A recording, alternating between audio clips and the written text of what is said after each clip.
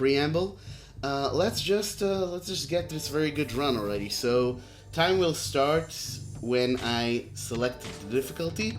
We're going to be running on easy, but the run itself is not easy for reasons we will see presently. So I'm going to count from 3, and we will start on go. So 3, 2, 1, go.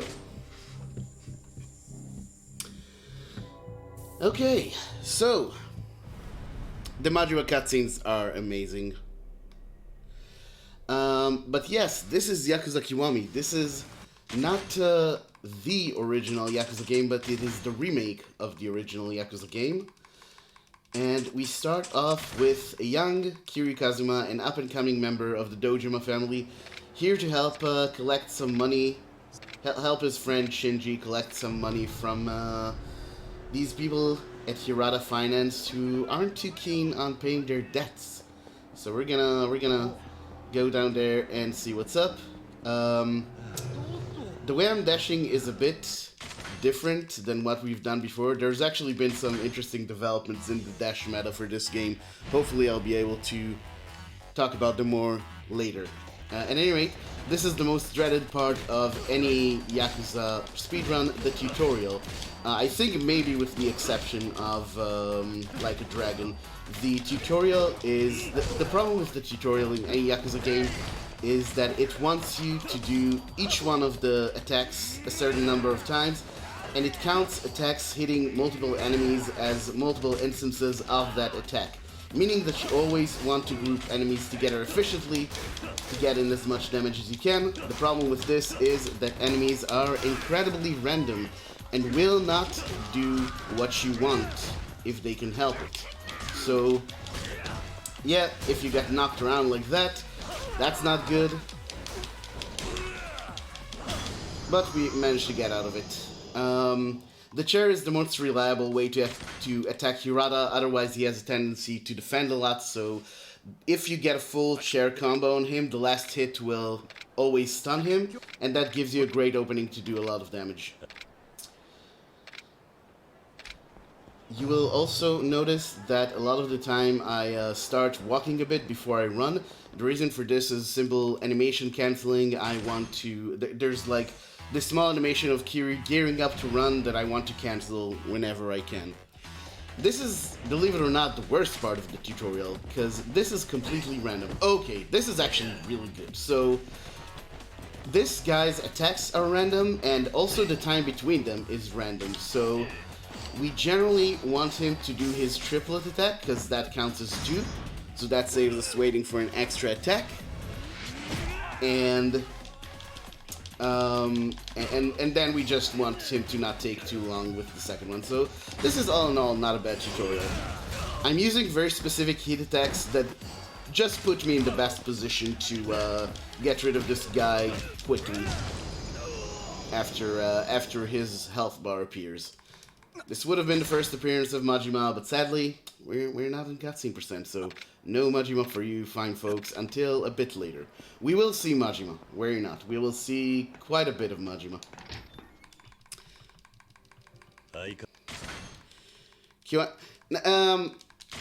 I think what you mean is Yakuza 1 was on PS2. Kiwami is the remake that originally came out for PS4 and later came out to PC and the other consoles, and yeah. It's actually... Kiwami being on PC probably cut down the running time of the game by... I wouldn't even know. I didn't run this before it was on PC, but I'm guessing it's at least like 10 minutes shorter, if not more than that. It's hard to tell, because other than being on PC, there's also been a lot of rerouting, so this run is actually a lot faster than it used to be, even just a few months ago. But yeah, the move to PC definitely... Yeah, Yakuza 2 was also PS2. Sidebar,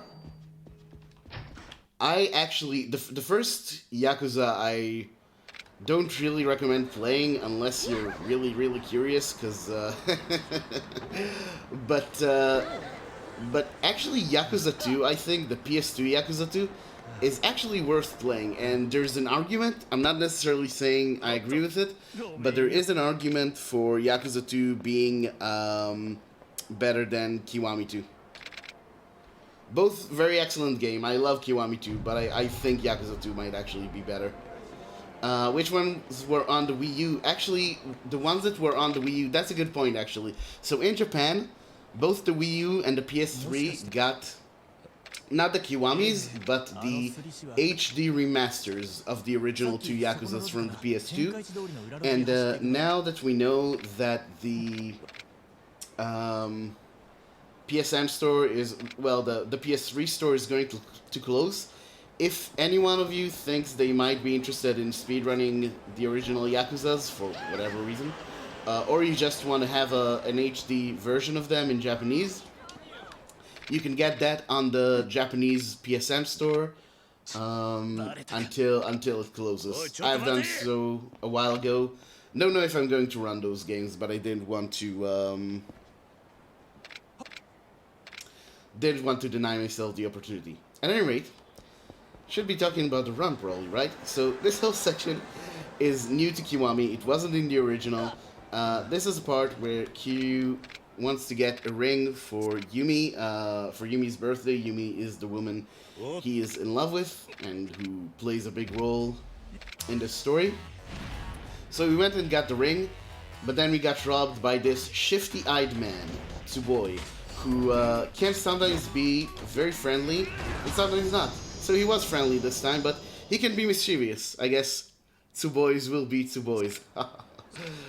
I always make that joke and I always regret it. At any rate, this whole sequence now will require us to go down to Abisu Pond, that well-known staple of the Yakuza series, where Tsuboi has pawned off the ring, and we're gonna go down there and see what's up. But this whole sequence is the reason why, when at least when I reset a run, I call it going to get back the ring, because you have to go through this entire section, which is a bit of a slog. So I'm gonna come in here, say, hey, that ring is mine. The shop owner is not going to believe us, so we are going to go outside and hit up Shinji for cash. And here's where potentially one of the weirdest glitches in this run can occur. So, actually I'll talk about this in a moment. Let's see if what I've done has succeeded. So, yeah. Stream keep lagging. I am getting some frame drops here. Do let me know if that persists. Okay, so here's the bug. So generally, Kiryu is supposed to continue down the alley, but for some reason, sometimes he just stands in front of that sign. I have no idea what causes that to happen or not. It may be random. It may be something to do with the camera angle. We just don't know.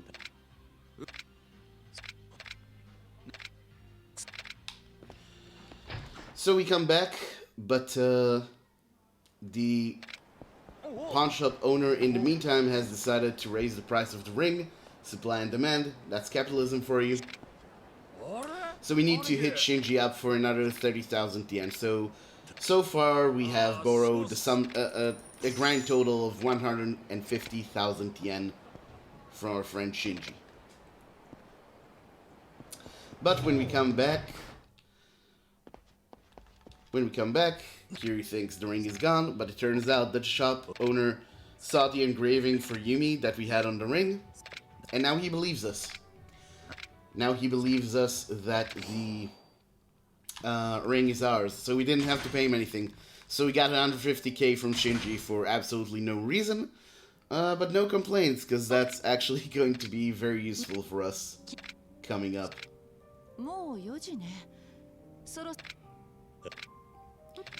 What reminds Kiryu's Xbox? Not quite, but I will allow you to headcanon it that way, if that pleases you.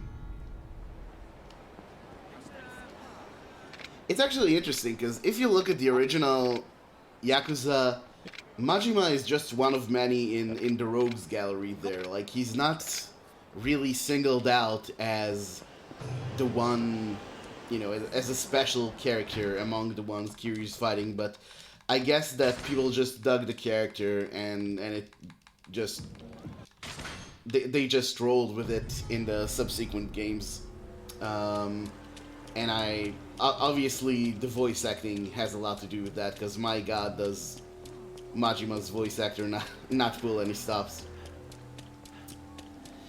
At any rate, we've gotten word now that Yumi has just been kidnapped by Dojima, our big family boss. And we're gonna go down there and see what's up, but not before we get accosted by Hirata here, who doesn't really appreciate the treatment we gave him, doesn't really appreciate being used as a tutorial, and he brought his muscle Hashiguchi to menace us. So what we're gonna do is we're gonna charge through Hashiguchi, and we're gonna just throw Hirata. The reason why I avoid getting hit there is actually a big part of the reason why this run is so volatile, but I'll talk about that a bit later. But at any rate, at this point, Kiryu arrives at Dojima's office, sees that Nishiki, his sworn brother, killed Dojima, but Nishiki has a very sick sister he has to take care of, so Kiryu agrees to do his prison time for him, which begins now, with this fight with some assassins that were sent our way from the Chojo clan. So what we're gonna do is we're gonna slap these folks, slap some sense into them. Just smack them around till they see the light. And now we have the main guy to deal with. What you want to do is something we'll do a lot. You want to grab them in beast mode, charge throw them, and use a heat move. Here's also where the game introduces the concept of Kiwami. Remember, Kiwami means extreme. Many bosses in this game will do a Kiwami, which is when they go all glowy, basically. For some of them, it doesn't do much. For some of them, it actually gives them a huge health regen. So for those bosses, we're gonna want to get rid of their Kiwami as fast as possible. Do we ever pay that guy back? Great question. No. No, we do not. We, in fact, abuse his funds greatly to further our cause. So, no, Shinji gave us 150k for absolutely no reason. Though I guess our cause is kind of his cause, so it does kind of make sense. At any rate, we come out of prison in the next chapter, 10 years later, with none of our abilities. You will see that my health bar is a lot smaller. You will see that even after leveling up, I don't do as much damage as I've done before. And here is everyone's favorite boy. I need to stall a bit longer. Goromachima! Here to chide us, basically, for having gotten himself in prison. So he's going to have to test our mettle. So anyone who's played this game casually, played it on normal, played it on hard, knows that this fight is really difficult to get through. You are not supposed to beat Majima here. But we're going to, because that's actually what the run relies on. So what I'm going to do is I'm going to throw that pizza sign at Majima to get full heat. Then I'm going to charge throw him and use a heat move. And those of you who play the game will know that even on easy, you're not supposed to do that much damage with heat moves. And the reason why we can actually do so is because of Max Crush, because of that technique I learned at the beginning.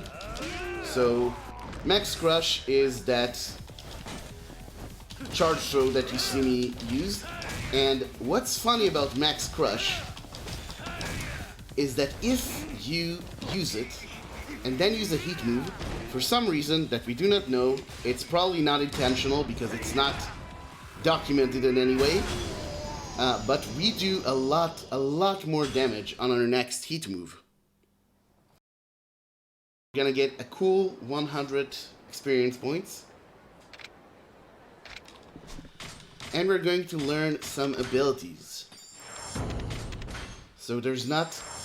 there are a few things I want to point out here. First of all is grab mastery. Grab mastery means that if we grab enemies at the beginning of a fight when we don't have heat, we will immediately gain a lot of heat. This means that at the beginning of a fight you can grab an enemy and immediately do a heat move, and we are going to be using that constantly. Here I'm also getting a bunch of health and damage upgrades. Other than that, I'm also getting another ability we're going to see in a moment, which is the next one, I believe. Yes, Destroy Secret Gorge, which boosts attack damage when we are in full health. So the tech of this run basically relies on two things: Max Crush, increasing our heat attack damage by using a charge throw, and the second is doing extra damage when we're in full health. Meaning that to be optimal in this game, you always have to be in max health. And this is where, despite being on easy difficulty... Oh my god. Despite being on easy difficulty, this run is not easy. And what you've seen right now is another reason why the run isn't easy. There are a few enemies in this game who 90% of the time are completely passive, just let you grab them and do what you want. And then sometimes they'll just dance all around you and waste like 10-15 seconds. It's completely random, and there's not much we can do about it. So, welcome to the joys of running Yakuza Kiwami.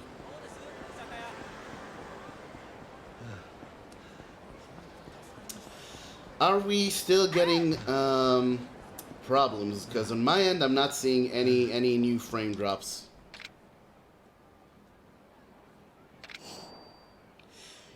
Well, I mean, yeah, I will say I do think playing this game on easy casually is very easy. There's maybe a few fights that aren't completely trivial. But when your criterion isn't, can I get through this, but can I get through this fast, then yeah, easy doesn't mean much. All the Yakuza runs are generally on easy. Unless stated otherwise. Some people run Legend, although it's less common. In this game specifically, I do have a normal difficulty run, just because I think in this game specifically, normal is interesting. It is different from doing a run on hard or Legend, but it's not common. So the two items that you saw me pick up, locker keys, every Yakuza game, I believe, has coin lockers. You can pick up coin locker keys throughout the city and get items from the lockers, and these are going to be very useful for our money route. Alright, so here we meet Sierra staple Yuya, who thinks we're trouble. We're going to convince him that this is not the case by smashing his head into the ground, as you do. Great way to make new friends. Having done that, we're going to go up here to attempt to talk to club owner Kazuki, but we are immediately interrupted by members of the Shimano family. Shimano is a man that we will see soon. So yeah, before anything else happens, we need to escort these fine gentlemen outside. So what I'm going to do is I'm going to grab this guy and use what I call a heat swing. So here already I use grab mastery. I grab the boss and can immediately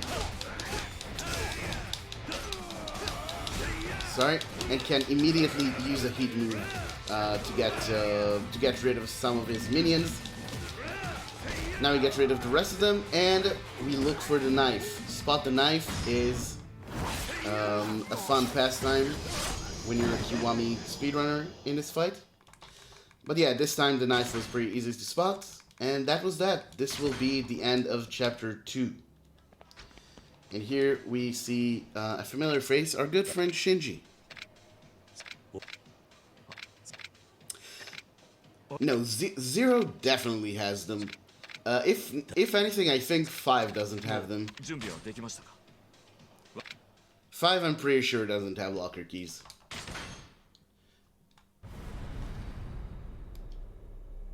Just as Kiri stabs him in. Yep.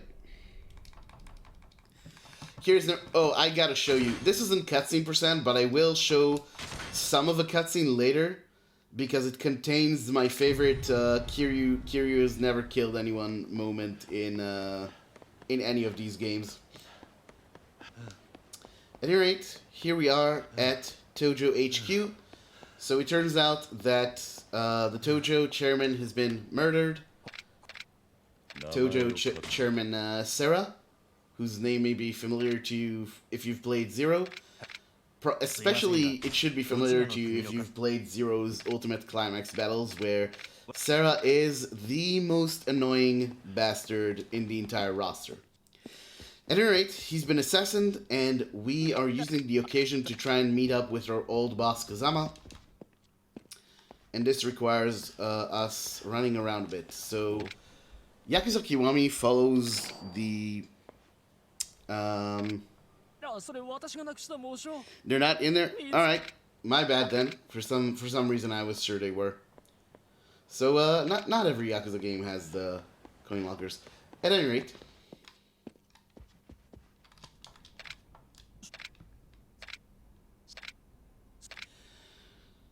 So, like I was starting to say, Yakuza Kiwami follows the plot of the original Yakuza, and not just the plot, like all of the different story beats. It follows them to a fault. And for that reason, you get a lot of situations in this game, like in the original Yakuza, where the game is kind of just spinning its wheels and nothing's really happening, and it just wants you to go from point A to point B. And this is an example of one of those. Instead of just finding like the pass that lets us get through this guy to the back, for some reason we have to find the pass, and then the guy who lost it finds us, then we have to track him down, then we see him getting fired, and then he tells us that the pass is in the trash can, so it's a whole thing. At any rate, going to the back area of Tojo HQ, we meet this guy from the Omi Alliance. The Omi Alliance is the Tojo clan's major enemy. The other big rival Yakuza organization. And it is weird that we find someone like that back here. Not really sure what's up with that. Maybe we'll find out more later. Stay tuned to find out. Now we knock Shinji... now we knock Shinji over. It probably loses time to knock Shinji over, but I'm never going to stop doing it. Here we also get some healing items, because again, we want to maintain full health as much as possible. And we are going to get a dagger for reasons that will become clear soon. Alright, here the game introduces its first-person mode to us, and you're about to see something amazing, some amazing tech. I'm using a keyboard and mouse.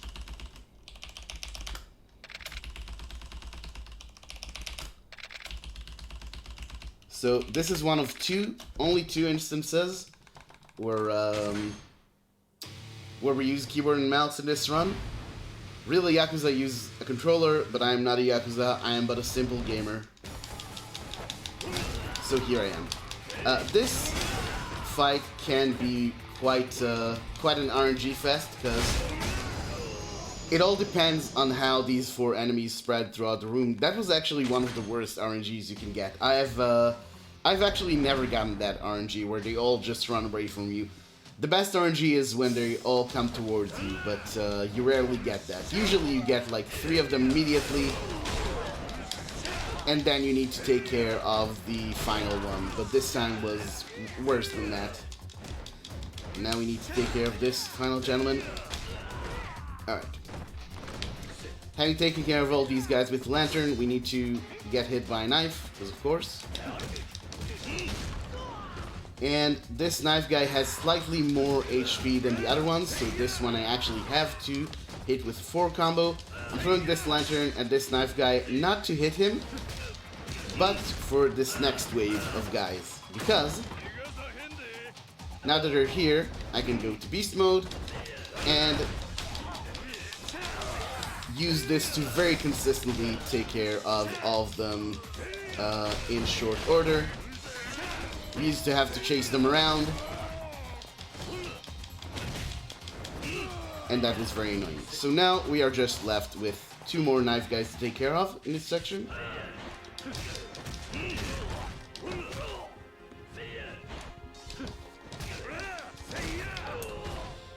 And that's the end of that, until we meet this guy.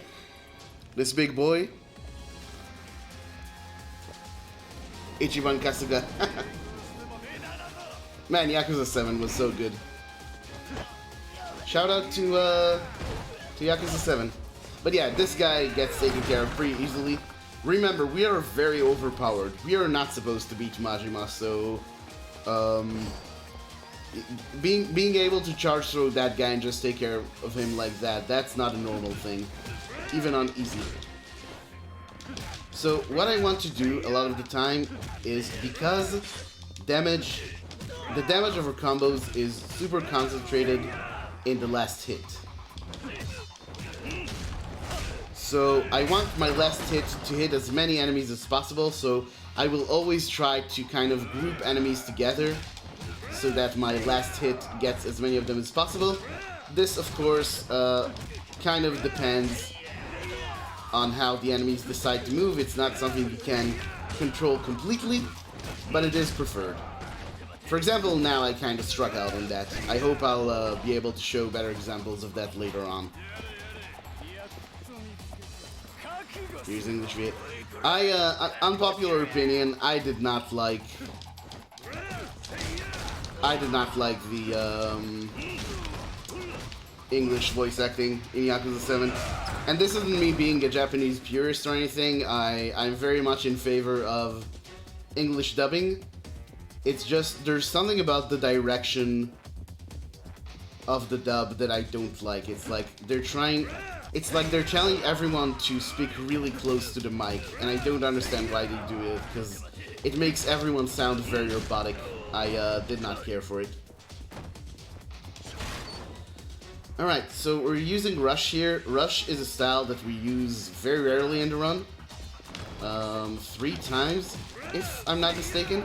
But 2 of those times are purely for its movement speed.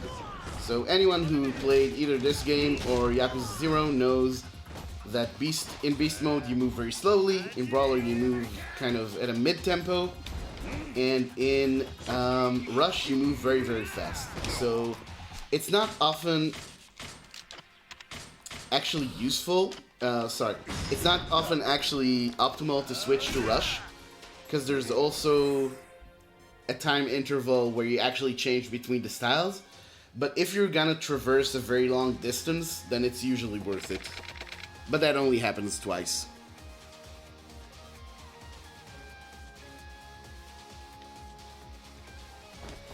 Alright, so now we're out here fighting all these fine gentlemen. Hopefully I don't need... Okay, cool. So, the thing you're really hoping for out here is that you don't have to heal again, because we need full health here. So, remember all the things I told you about the tech we have in this game.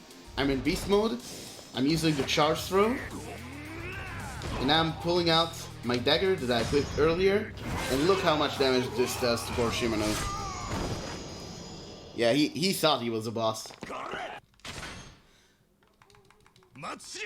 This really is one of those runs. There are difficult bosses in this run, but this is one of those runs where, like, grunt enemies are more of an annoyance than bosses a lot of the time. The fight... What is that? Well, I mean, technically you're not killing anyone. Canonically, Kiryu has never killed anyone, which is going to be really funny by the end of this run, let me tell you. But, you get experience for beating Majima because it's very difficult, and the devs figured that even though they don't expect you to do that, you should be rewarded for managing to do it. It's kind of like how almost every Souls game has that one enemy at the beginning where you're not really supposed to fight, but if you've got your act together and you know, really try, then you can beat them. All right, excellent. See how these 3 guys disappear the moment I talk to that NPC? This gives me a great segue to talk about fight spawns and Majima spawns. So, you can get a lot of optional fights in Kiwami, either from just normal enemies, like the fight spawn we saw right now, or with Majima himself. Majima himself is actually roaming the map and will try to pick a fight with you at regular intervals. The way we avoid that is, first of all, if you can run past the fight spawn, you run past it.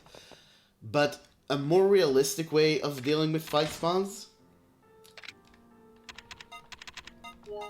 is to talk to NPCs. Because when you talk to an NPC, it de-aggroes the fight spawn, and if you're close enough, it actually despawns it. So it's a really useful way of dealing with fight spawns. It does lose some time, of course, talking to the NPC, but it's always better than getting into an actual fight. Unless you don't have any NPCs around to talk to, and in my PB run, which used to be world record, I lost about a minute to a fight spawn that I just couldn't avoid. So, yeah. We're gonna get that 55 someday, though. At any rate, at this point, we are going back to Serena, the bar that we hung out in all these years ago before going to prison. And from here, we wanna find out some information, so we get the advice to talk to people in pubs. So we're headed to just one such pub called Bacchus. Hope I'm pronouncing that correctly.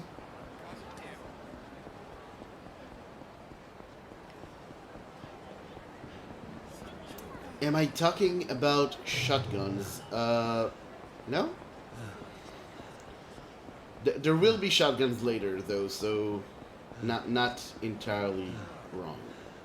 Oh, about the not killing thing. Yeah, that among many other things, but that isn't even...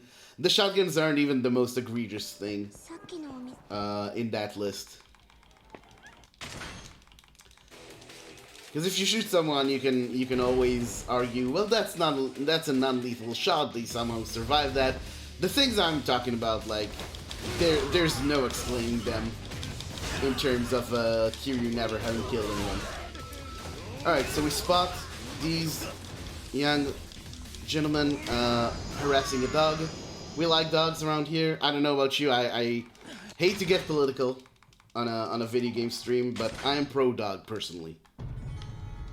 So we see them harassing this dog, and we decide to step in and just swing a motorcycle around.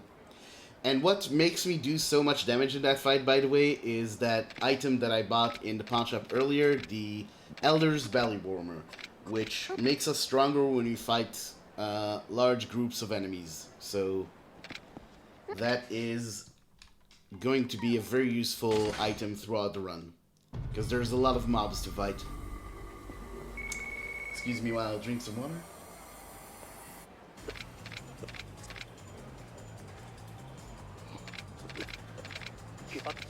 Whew. Yeah, not a lot of... I'm always either skipping text, which is done by holding right button and A, or skipping cutscenes, which actually requires both hands, because I do it by holding the left D-pad button, mashing start, and then mashing A. So I'm almost always in one of those situations, so there's really not a lot of time to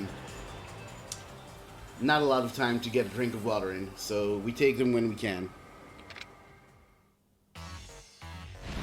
Need a crowd of people wearing lots of puppy? Hey, I can't, Oh, good. Alright, so Heat Swing gets rid of these guys.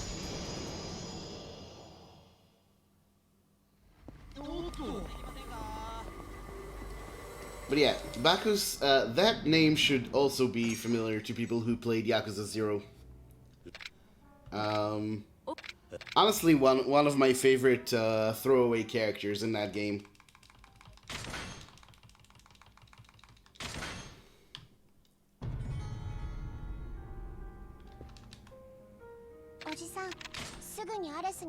Anytime I'm disappointed, I just go, oh boy. Okay, so all this running around has led us to the information that Yumi, who we lost contact with all these years ago, has a sister by the name of Mizuki, who opened a bar called Eris in the Millennium Tower. So we're going up there right now, but not before getting accosted by this cup. Not a lot to say about this, except Yusai was walking down the other side of the road and got teleported here. A lot of the triggers in Kiwami are not strictly distance-based, but they're like horizontal or vertical lines. So you can move on clear on the other side of the street and still hit the trigger, which we use every now and then to save like maybe a second. It's not a big time save, but it is a cool little time save. I enjoy it. So yeah, さっき警官に呼び止められた時、よくとっさにあんな嘘を思いついたな。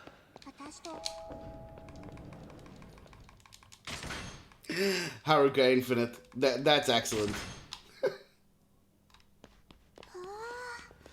I'm gonna remember that. I'm gonna steal that for my future marathon runs.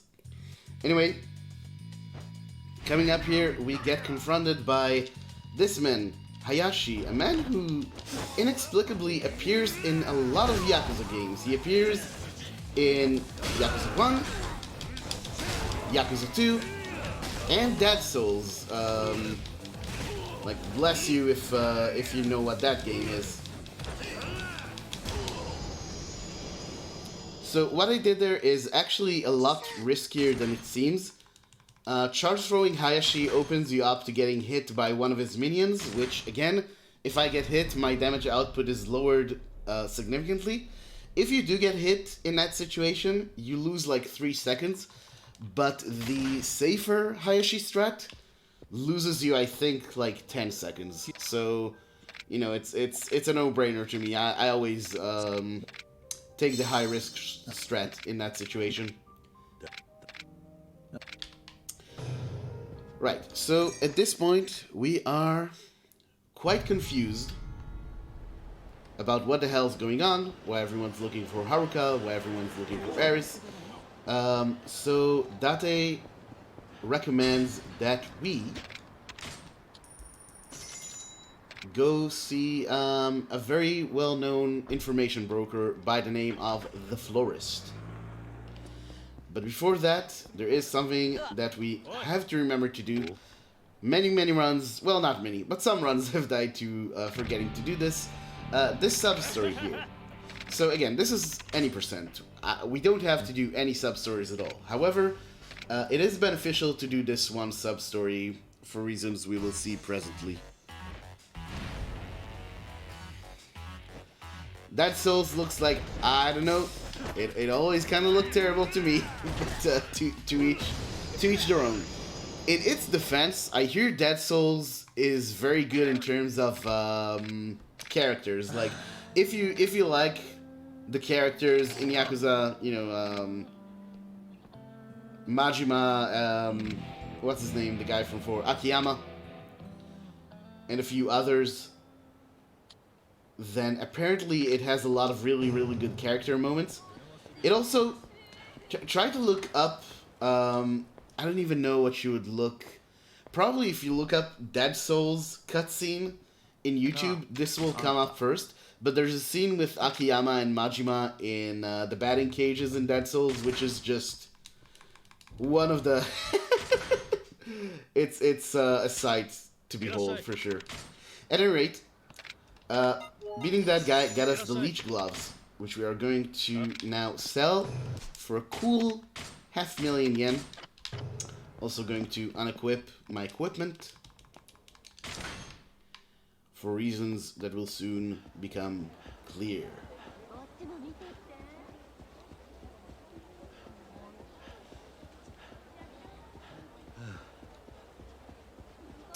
That Souls Kiwami, man. My guess, never. Uh, I would love it.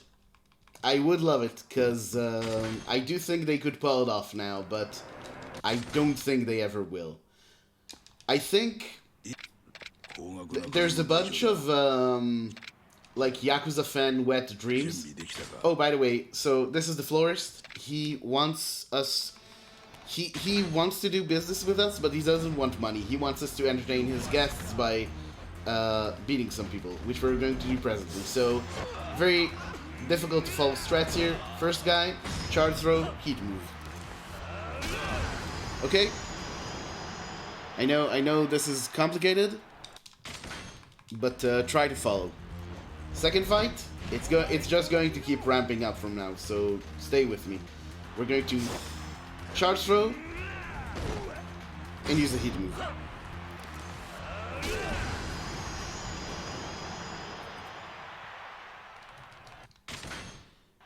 Still waiting on a Yakuza game where Platinum Games takes over the combat / story. I would hate that.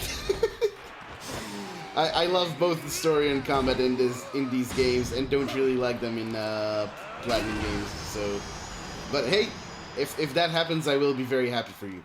At any rate, as you saw in that last fight, again it was a charge throw and a heat move. So that was a bit of a joke on my part.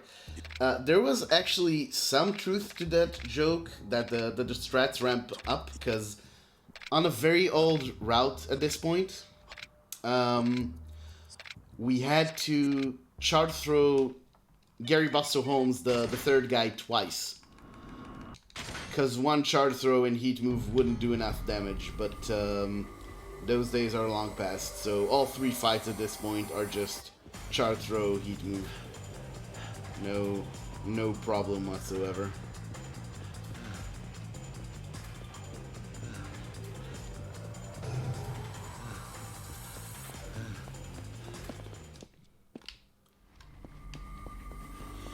But yeah, as far as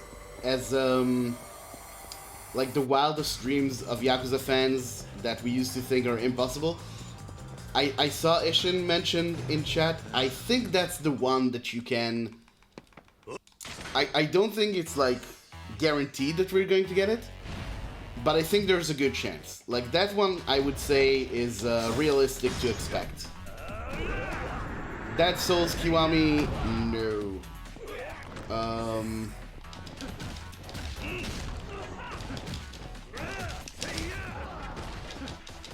I know some people talk about like Kiwamiing 3 to 5, which there's really no need to do. The remastered 3 to 5 versions are very, very good.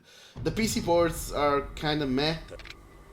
But on PS4 they're excellent. Like you really don't need to Kiwami any of the games past 2, in my opinion. Any of the mainline games.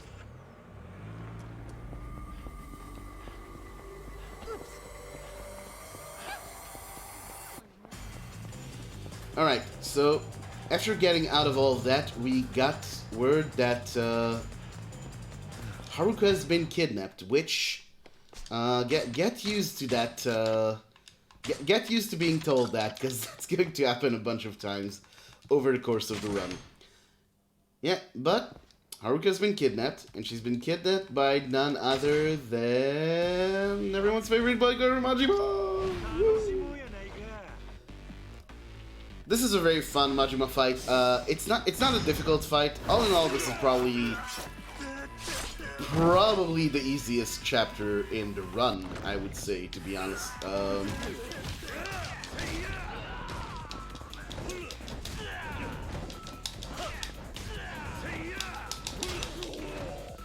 Yeah, sorry. I don't know what I was thinking about there. But yeah, this is a really easy fight, but it's kind of fun. I enjoy trying to be optimal with the bats there. Didn't get a great fight this time, but we're still doing okay. And now there's a lot of cutscenes to skip.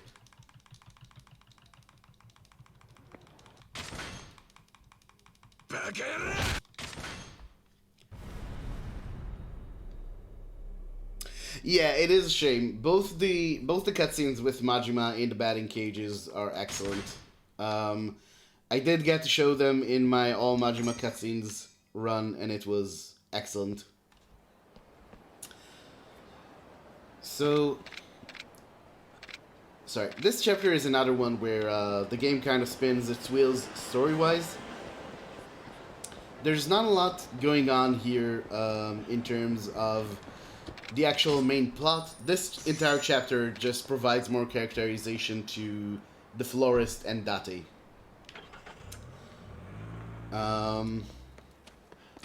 So we are about to head out to do some chores. But before that, we are going to run across another staple of the series. And it is Kameki,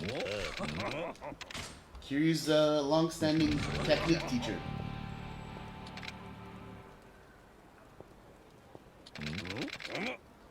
So it looks like we can skip this training, but we actually can't, so we just say okay to get on with it. Kameki is going to teach us a move that used to be completely useless to us, but we actually started using it in Run. So, it's the Shot Stopper, basically a counter for enemies using guns. And since heat moves are on cooldowns, I do need to make sure the other gunner can't shoot me while I'm waiting for my heat move to go off cooldown. So that's the reason why I'm just kicking him a bit in there.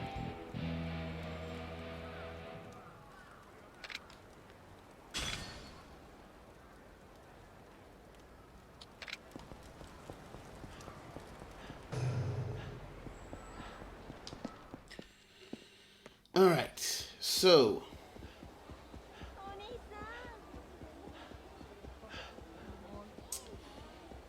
we are once again moving down this fancy hole.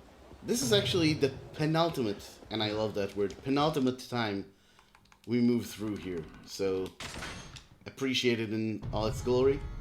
But yeah, we meet up with the florist, whose son is apparently in his estranged son, I should say, is in some trouble. He's running away from some people with his girlfriend.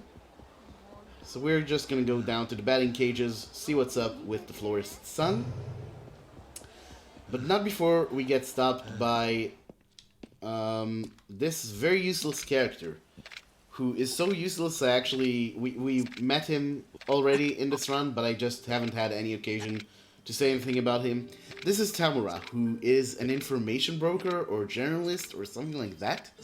He and his friend Aoki are introduced very prominently in the beginning of the game, and they're brought back every now and then, but it's not really clear why, because they don't really add anything to the storyline and they don't have any importance. It's also extra jarring in Kiwami because in the original game, Tamura actually looks much older than Aoki. He looks like in his 60s, and Aoki looks like in his 20s, 30s, something like that. So it makes sense that Tamura would be training him. But in this, if anything, Tamura looks kind of younger than Aoki, so it's a mess. Like I said, this game follows the original to a fault, and that includes some of the admittedly weaker spots of writing in the original Yakuza. Alright, so how are we going to help our new friend win his trust? We're going to stab his son in the gut. Hey, makes sense to me.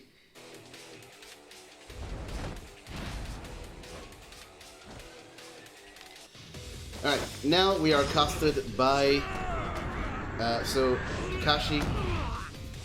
Takashi's former gang, the florist's son,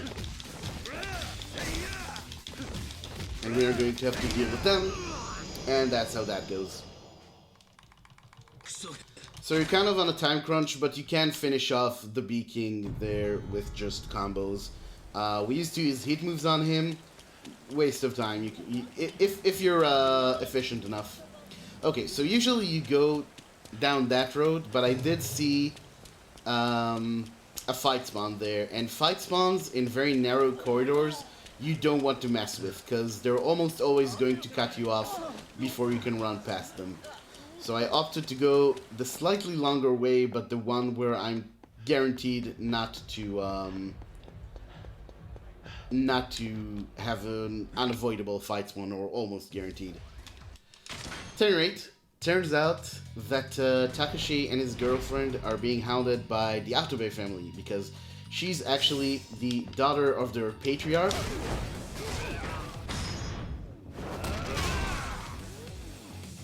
And they don't appreciate that the two decided to run away together, so... Oh, this is an amazing Autobe fight. Wow. Wow, I would have been so happy to get this in one of my actual runs. So that's actually kind of a new strat, using Brawler instead of Beast. And man, that worked out super well. I cannot tell you how good that fight was. You really can't have that fight go any better. Yeah, that was a perfect fight. Amazing. So, now that we... obviously, once you beat up the criminals who are chasing your friend's son, obviously that's going to make them chill out and they're not going to bother you anymore. So, we've helped a lot. We stabbed Takashi. We beat up the guys who were already angry at him. Our work here is done, and we're going back to the florist to get our reward.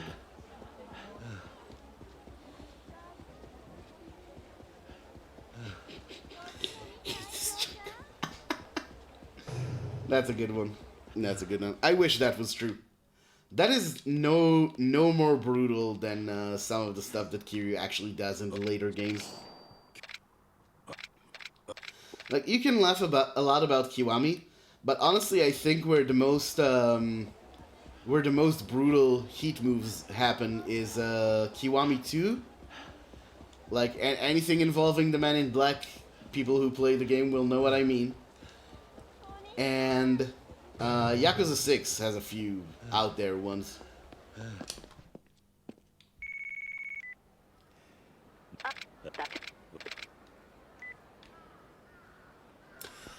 And yeah, this is one of the instances of something that's really a pet peeve of mine in this story, where Kiryu will say, "Oh, I need to go to location X," and then he gets a phone call saying, "Hey, can you come to location X?" So Kiryu was already like, "I should probably head back to Serena," and now we got a phone call saying, "Hey, can you come back to Serena?" Yeah, was just heading there, in fact.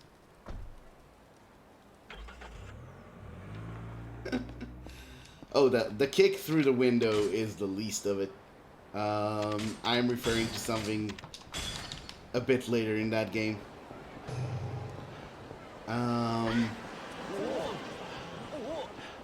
But yes, as I was saying, so like I said, this is going to be a characterization thing for the florist and Date. So we're done with the florist part, and now we're at the Date part. Date was supposed to meet his daughter. Oh my god. So, here's another way you can avoid sub-stories in a pinch. If you trigger... Sorry, avoid a fight spawn in a pinch. You can trigger a sub-story. A lot of sub-stories have what's called area triggers, meaning you don't have to talk to someone to trigger them, you just need to get close enough to them. So, by approaching that guy on the side there, I triggered the sub-story dialogue, which despawned Majima. But that was a real close one.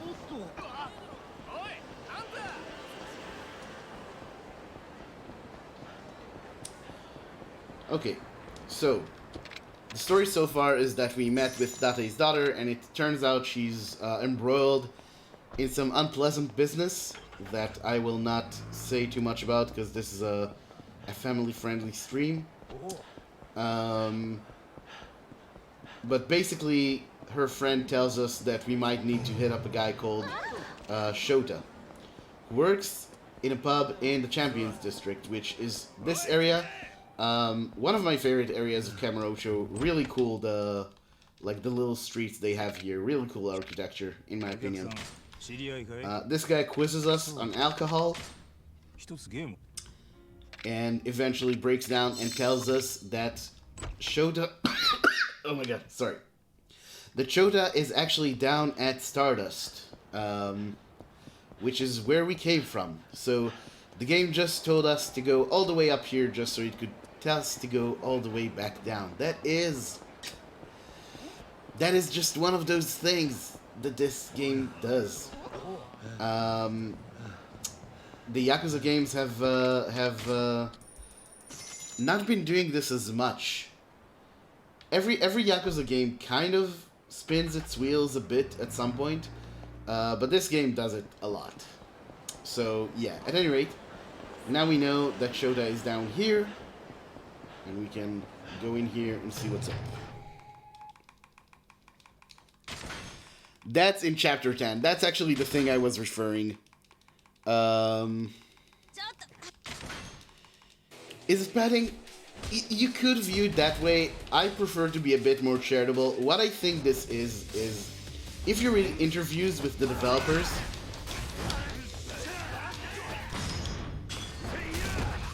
then you'll see that what they were trying to do with this game is they were less interested. Remember, this is like 2005. Stories in games are still not as important as they are today. So rather than giving you a very deep narrative, I guess, what they were trying to do is to just give you, you know, that cool smoking in the boys' room feeling of, oh, I'm traveling through Japan's criminal underworld. So they just wanted basically excuses to send you to all these different locations, have you see all these things. That's why there are all these gangs from all these countries all over the game.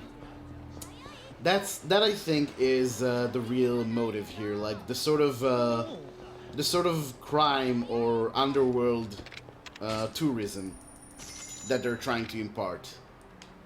But I don't rule out that some of it is betting. Like for sure some of it is that. But getting you to explore the world and getting you to have a feel for the criminal world, I think, is the main focus of the game. The parts of New that was used, yeah, especially Champions District, which there aren't a lot of excuses to get to otherwise. Anyway, here we meet Shota, who indeed turns out to be a bad guy. We treat him as we usually treat people of this caliber, or you know, our friend's kid. That's also someone apparently that we like to stab. Please get this over with, sir. And yeah, that's the end of Chapter 6.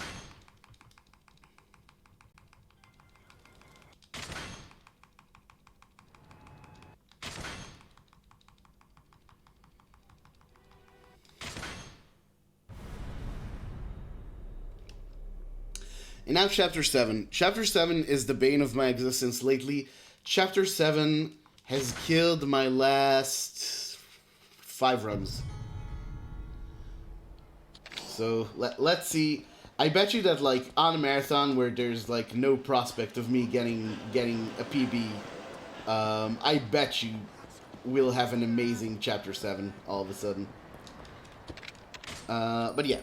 So at this point we don't have a lot of information to work on, except we find a picture of Mizuki, who appears to have died, and appears to have a tattoo made by the same person who made our tattoo, our dragon tattoo. So we're going down here to talk to our old tattoo artist, who also agrees to touch up our tattoo, because why the hell not? And this is how we managed to contact Nishiki and set up a meeting with him later in Serena. So, we got a meeting with Nishiki later tonight. What are we going to do? How are we going to pass the time until then? Well, Luckily for us, there's always action in the world of Yakuza because, and you wouldn't believe this, this is unprecedented, Haruka's been kidnapped! So we're going to go and look for some clues to see where she is. The 2000 bill thing is brilliant. I love that. That's such a good use of I don't know, something about hearing this very strange thing about like a $2,000 bill all of a sudden. And then have it relate to a sub-story. I think that's so good. Okay. So basically, we go to that other useless character, Aoki. He tells us that he thought he saw Haruka in Club Sega. In Club Sega, some girls say they saw a girl in the parking lot in Shichifuku Street, which is where we're going. On the way, and this is very, very new, we're also going to pick up this locker key.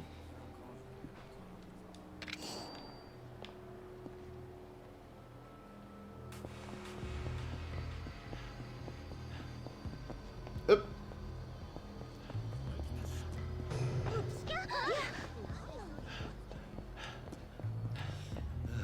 Yeah, it's the old Haruka thing. Who would have thought? Who would have thought? This is the best NPC in the game because he tells you to get him some liquor, then you threaten him, then he says, "Screw you, get me liquor." Then you threaten him again, and he says, "Oh, sorry, little girl. Yeah, I saw her at the park." So he saw Haruka at a park, but he doesn't remember which park. So we have to look at all three. And many Yakuza runs have also died to forgetting to look at this park before getting in this taxi. So don't do that. Or do that. I'm not your dad. Do whatever you want.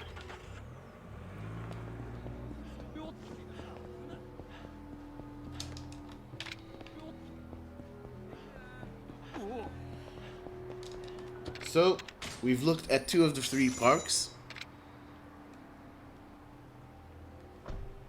No arcade games in this game. Are there? No, I'm pretty sure there's arcade games in this game.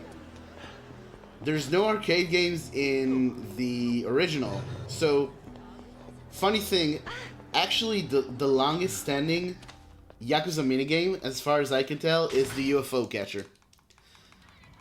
Because you do have a UFO catcher, like I think a very simplistic version of it in the original Yakuza. At any rate, a bunch of guys with guns, very unfair, so we are going to try and get a gun of our own. Start the fight with a heat swing. Go towards the pile of dudes here and just shoot at some. Oh, that's rude. That's very rude. Yeah, just shoot at these guys. Sir, can you please? Thank you. And then we just charge throw or throw the rest of them. That fight can go really bad.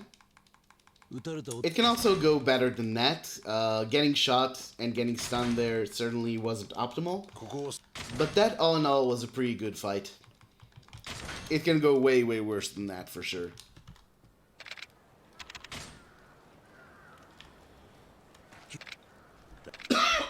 Oh my god. So at this point, Date makes a very good observation that Haruka has had a very rough time. She's a 10-year-old kid, she's alone in the city, she's already been kidnapped twice. Surely there's something we can do to kind of comfort her, you know, help her get over all this trauma. So, what better place to take a traumatized 10-year-old kid who's just been through a lot of really harrowing stuff? What better place to take her than an illegal gambling house, where for sure nothing bad is going to happen. So that is where we are headed right now. 入場するには10万円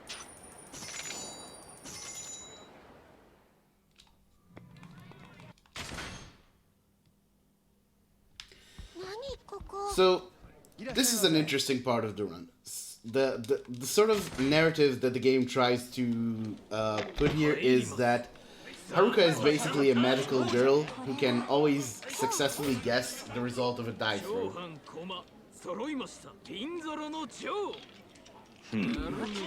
So, as you see, in the first round, she's right. However, the PC version is bugged, in that sometimes Haruka is wrong here for whatever reason. And we're not really sure why that is. So here we lost. But remember, in the game's narrative, in the way the game wants us to think about things, Haruka never gets this wrong. So you just have to ignore the evidence of your eyes and ears and just imagine that she gets it right every time.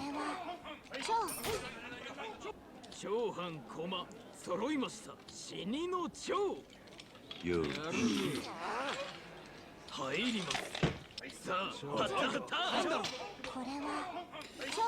Yeah, I think I originally expected Kiryu to turn out to be Haruka's dad as well, but no, definitely not the case. Alright, so remember, we have story-wise, canonically, Haruka got all these guesses right up until now. And now it's going to happen.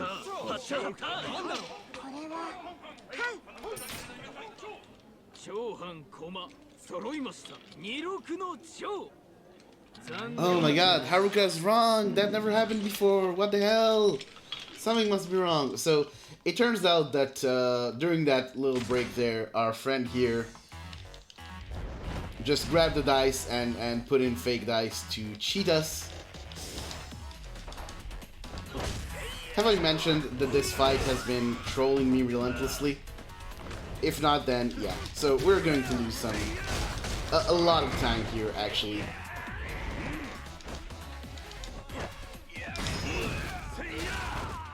What's supposed to happen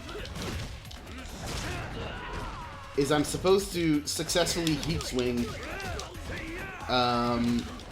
one of the bosses and take out both bosses and one of the minions, and then I just have to deal with the rest of the minions.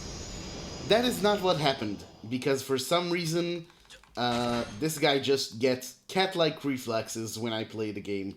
When I play the game, suddenly the difficulty is normal, and he just moves around like a panther. And I don't know what that's about. That's killed many of my runs. But it's just the way it is, you know, can't complain. Gotta just enjoy the video game. At any rate, having done,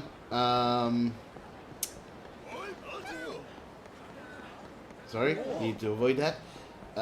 Having done with that and given Haruka a very nice time when we got scammed and got into a big fight, now we are ready to get her back to Purgatory and go on to our meeting with Nishiki.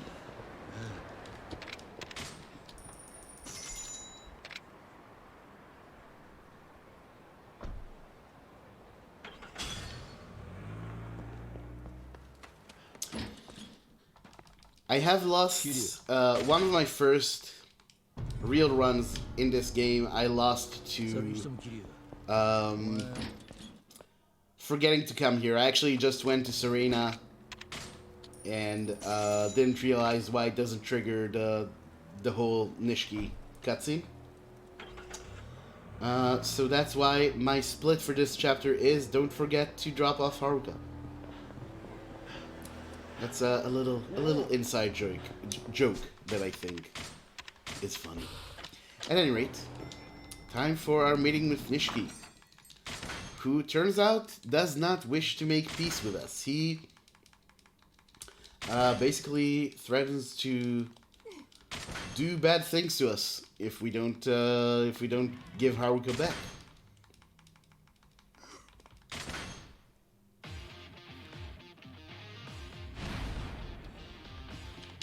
And these are all his guys, just, Oh, excellent. We got all 3 in one. So yeah, he just sent his guys to show us that he means business. Oh, that was a really good fight. That was a really good fight. Nice.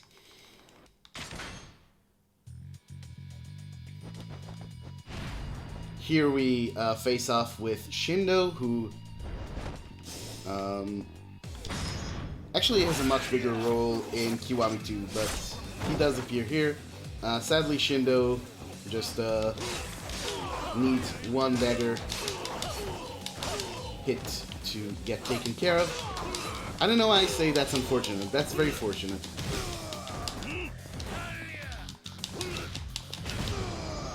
And yeah, then you just use daggers to take care of the rest of the guys. Honestly, this has been a really good chapter, except for that gambling house fight, which I just can't seem to get right. I really need to try and figure out what I'm doing wrong there. But anyway, that's the end of chapter 7.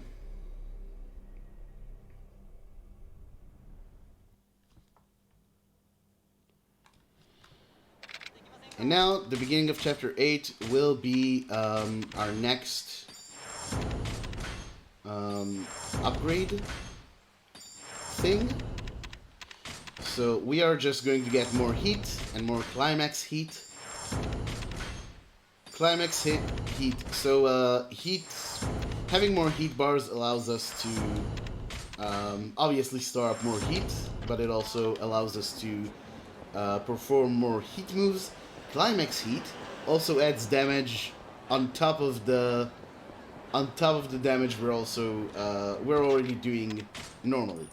So a bunch of heat and climax heat will serve us well in the coming chapters. So we have to run away from Nishiki. So we go to Purgatory, and it turns out that Nishiki's guys have already raided Purgatory, which leads to, and you're not going to believe this. This has never happened before. Haruka's been kidnapped.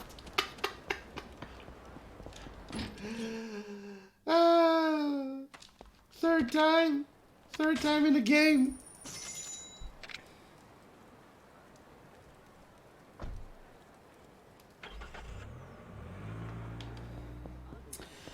Okay, so at this point in the game, we are basically the people who attacked Purgatory are the color gangs. There are 3 colors: blue, white, and red, and we will fight them in that order. Blue fight is very easy. We're going to use a heat swing unless this guy on the left tries to go away. No, he's fine. Alright.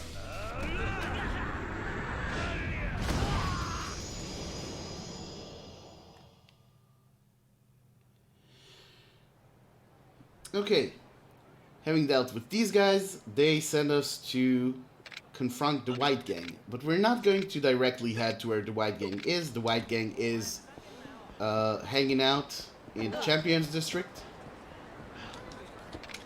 But I'm, for some reason, going to go to the southern edge of the map, to the very end of Pink Street. And the reason for this will become clear in a moment. So Pink Street has a lot of sub-story triggers in it. You want to really stay on the left side of the street to make sure you don't accidentally walk into any of them. And here we're going to be talking to this fine gentleman who says he can sell us something really good for 30,000 yen, but doesn't want to tell us what it is. Would you folks, buy something on the street for 30,000 yen without knowing what it is? I wouldn't, but I do in the speedrun, because that's the fast way to go. And we'll see if we made the right decision very soon. But before that, we have this fight against the White Gang.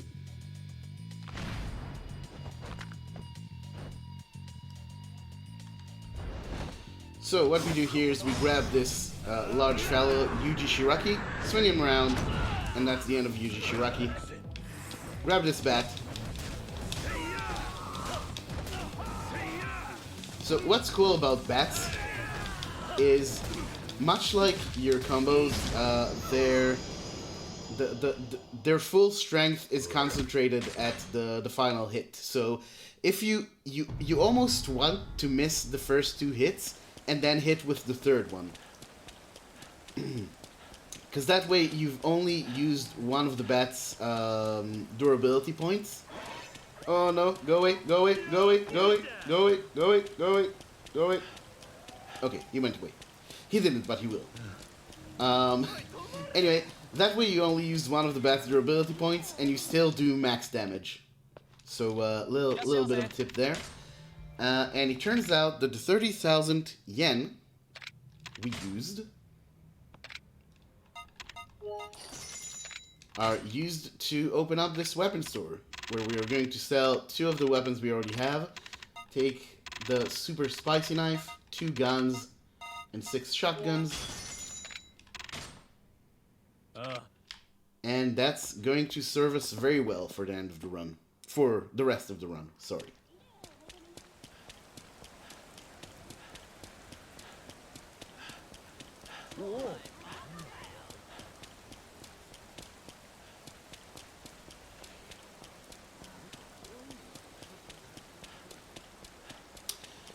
But yes, at this point we are heading to our confrontation with the Red Gang, the final confrontation of this chapter. This is another one of my favorite fights in the game. It's really cool. Well, it's divided into 2 parts. The first one isn't much to talk about, as you're about to see. The second one is very good, but with some recent routing changes, it has become a bit riskier than it used to be.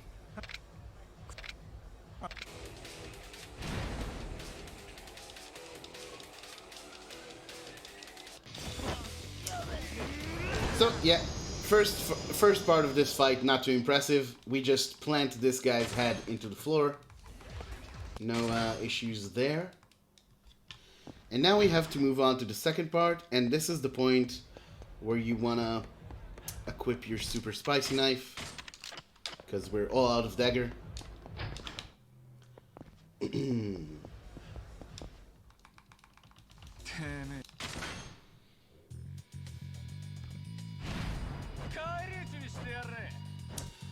Alright, so pull up the super spicy knife, and I really want to get... Okay, cool.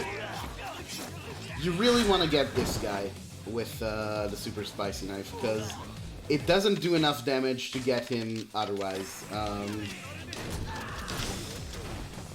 Alright, very cool. Now back to the super spicy knife. Oh, this was a really good fight. Only 2 shots, man. This was a really... I'm getting some incredibly good luck in parts of this run.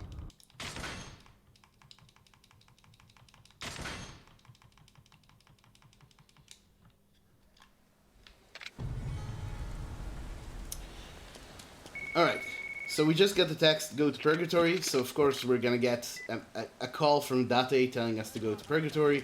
This is just how the game treats us. Why do you do this to me, video game? Why do you annoy me so? But yeah, we are actually going to get to that part soon.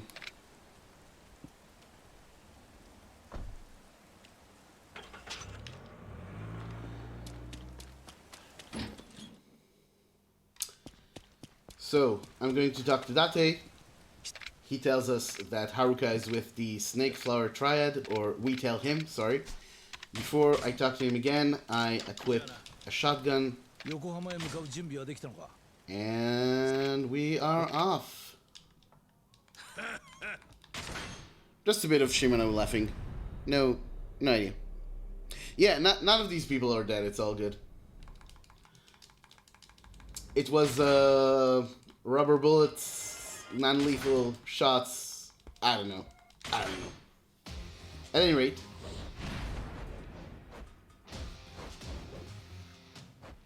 time to deal with these guys. So I'm gonna go first of all to the back and just angle correctly there for with my shotgun. Now I'm going to get rid of this knife thrower. This guy I'm going to charge throw because he actually has more health than the others. Now the second wave of enemies has a guy with a gun in it, so I wanna take care of that. Where's the gun? Okay, great. Shoot that guy. Shoot. Never mind. Shoot that guy. Stab this guy. I would have normally... If someone is on stairs, don't even try to grab him. You're not going to be successful. If you see one of those guys on stairs, better to just use the... Sorry. Better to just use the heat move. We're gonna need a fresh shotgun here. Go to the kitchen. Wait for the chef to come in. You really want to get rid of that chef when he comes in. Otherwise, it's trouble. 2 more shots on those guys. Trigger this wave. Shoot. Very quickly switch to beast. Grab. Charge throw. And 1 more shotgun shot on those guys. Equip the super spicy knife. And here we go. And now we're gonna fight Lao Kalong. This boss is fairly RNG. He usually behaves, but sometimes he can just decide to be very mean. So let's see how he treats me this time. So I'm going to stomp him just to get him up faster. Okay, excellent. And I'm going to break his weapon with 2 vase hits. And I'm also going to use this vase to finish him off, hopefully. Yep. Nice. So the RNG comes in first of all, how many times you have to stomp him to get him up. That's some variance. And also...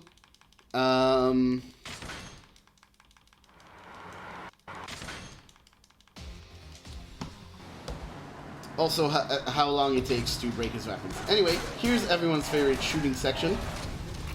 So this is another part where you use keyboard and mouse. Ooh, that was a good shot.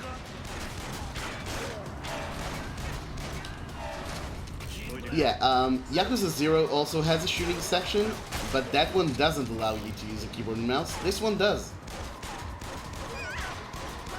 Making it the superior speed game. No, I'm just kidding. I'm just kidding. Yakuza 0 runners, you know you're good. But yes, one thing to note here is that you don't actually want to aim at people's heads, as you might expect from any shooter ever made. You want to just be as close as possible to the middle of that circle there. So that's what decides how much damage you do. Which is strange, but that's the way it is. Yakuza games kinda follow the beat of their own drum, and follow their own melody, do their own thing, basically. Alright, so that's phase 1.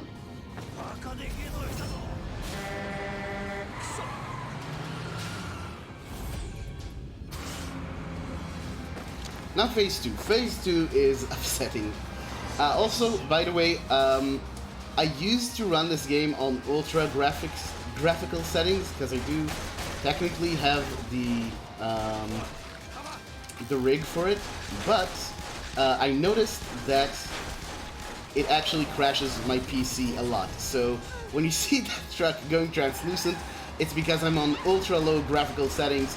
Draw distance is as low as possible, so every time the truck gets too far away, it just disappears like that. So you can actually see the driver there just floating in midair. So that's yeah.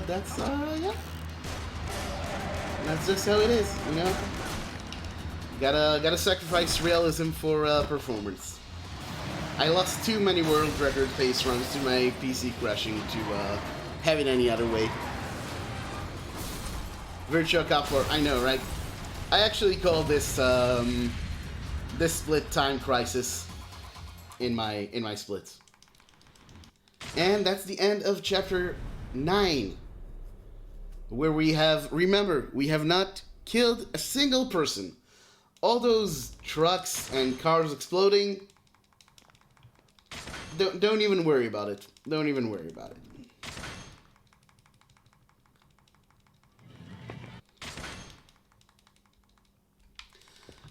Alright, so this is going to be our last batch of upgrades.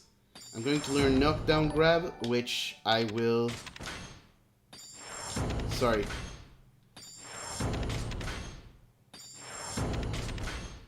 Yeah, I'm going to learn knockdown grab, which... What knockdown grab does is sometimes when we shoot enemies, you will see them fall down to the floor. And if that happens, that actually loses a lot of time, because the heat move that we can do when they're on the floor isn't very powerful, and it just wastes our heat, and it's a terrible shame. So knockdown grab, you don't need it, but you need it for safety, so that's why I'm learning it. Also getting a bunch more health and attack power. Having done all that, we read here that Haruka's been kidnapped. No, I'm just kidding. Shinji and Reina are on the run because Reina apparently has been feeding Nishiki information behind our backs.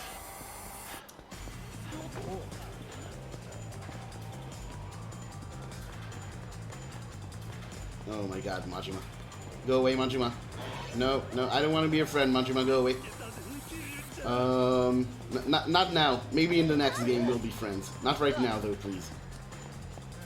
But yeah, so, Reina was feeding Nishiki information behind our backs, but she became disposable, and now he sent his men to kill her, so Shinji is trying to save her, but they need our help. And what better way to track down your two friends on the run than these big blood blotches on the street? Like, if you're bleeding this much, I don't think there's any helping you anymore. But also, who bleeds so intermittently? Like, they're basically bleeding once every block. So, is it like a wound where every 10 minutes it just goes like... I don't know. I don't know how that works. I'm not a doctor, folks. I'm just a simple gamer. So I will not be asking the medical questions. I will be asking the gaming questions. Specifically, why does that happen? And also, can I remember to equip my shotgun? Because I forgot to do it on the screen before. Please remember to do so now. Thank you, me. Alright, remember, we have 5 bullets. This is going to be important.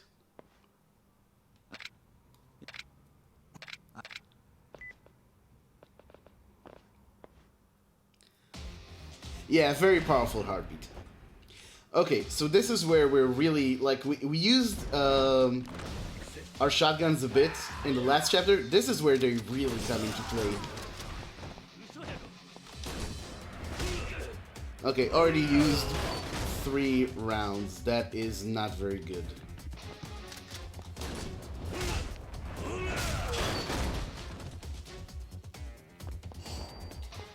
Dun, dun. So I have one more. Alright, I have one last shotgun round using it here. Why? Because that guy has a gun. And this gun I will use once, twice, 3 times, 4 times. Throw at the big boy. Grab another gun. Shoot the big boy again. And you're all good. Here I'm going to equip my next shotgun. There's a gun guy here, but I actually don't have to do anything with him.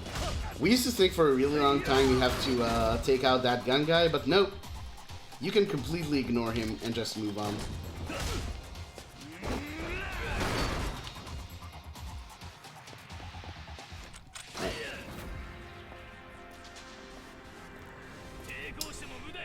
In here, these fine gentlemen, all 2 of them have guns, which is very useful because here I can just press my grab button, grab a gun, and shoot these 3 guys. Didn't even have to use any of my own ammo, folks. It really saves you a lot of effort. Shoot these guys coming in. Ah, no.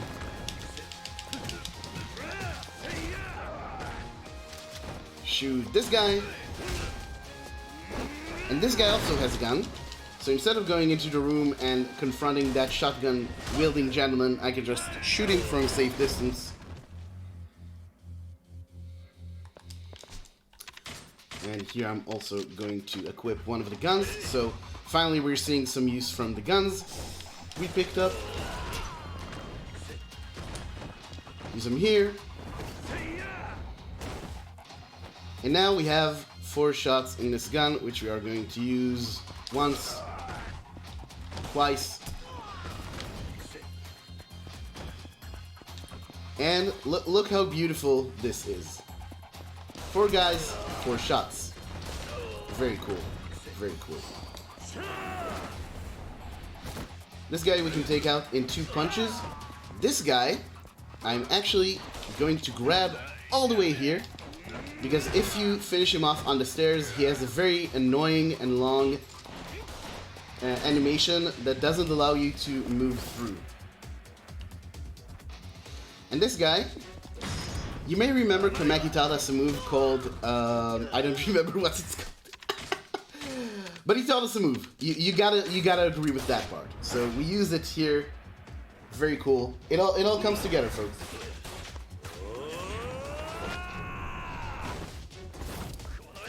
Shot stopper. That's right. Shot stopper. Never knew the Yakuza was a shooter game. It's a shooter speedrun. It has been featured on Shots Fired. So that's proof. At any rate,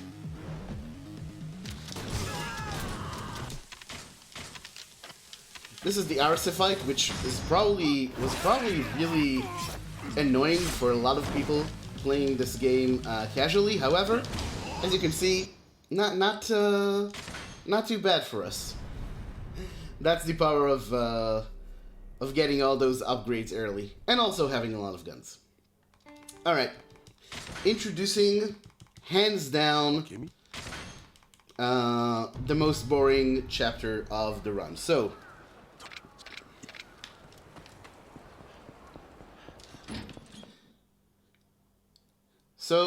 what happened at the end of the last chapter is that both Shinji and Reina died. Really sad, but also really bad for us because Shinji was our contact with Kazama, with our old boss, who's gone underground. And we don't really... We need to try and find another way to contact him. So the florist suggests that we talk to... Actually, before that, Shinji's girlfriend works at Shangri-La, which is a special club. Let's just leave it at that. This is a wholesome stream after all. And to get into Shangri-La, you need a special pass. And the florist tracks down for us a woman by the name of Shin Mei, who's an immigrant working at a Club Jewel. No, sorry, at Club Shine. At some club. Look, I'm a speedrunner. I don't know anything about the story. But Shin Mei can hook us up with a Shangri-La pass if we get her a fake passport that she needs for her and her brother to stay in the country. It's actually pretty nice because the game does try to kind of show you the plight of illegal immigrants in Japan, especially immigrants from China, which is very nice. It's just a shame that it makes this chapter very, very boring in the speedrun.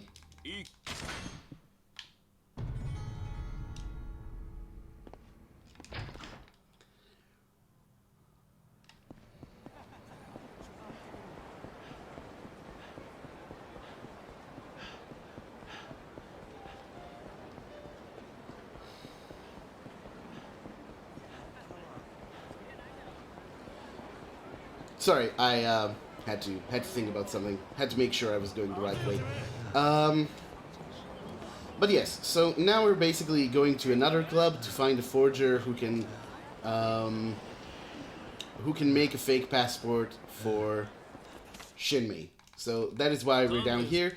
Here we find a bunch of Snake Flower Tribe members who are harassing these poor ladies, which we're not going to deal with right now. So we do a heat swing.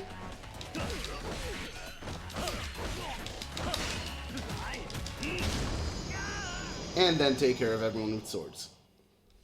Sorry if I'm slowing down a bit. This is just, it's really hard to focus in this chapter because so little is going on. Your brain, I find that in speedruns, the chapters or the parts where the least happens, that's where you're most likely to mess up, because your brain has nothing to do, so it kind of invents things to do.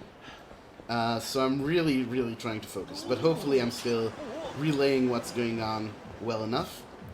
At any rate, we are now going to go back to the club and get the fake passport for Shinmei. That is the story there. Oh, and it also turned out that the same forger is the one who made, who basically made up Mizuki. Like, she invented everything about her. I think that comes out a bit later. But yeah, Mizuki is not a real person. Can you imagine that the person who is supposedly Yumi's sister, who we never heard about before, and who looks exactly like Yumi and is obviously Yumi, is actually Yumi? You wouldn't think that, but that is what it is. And here's Majima. Oh my god. I don't know what to do.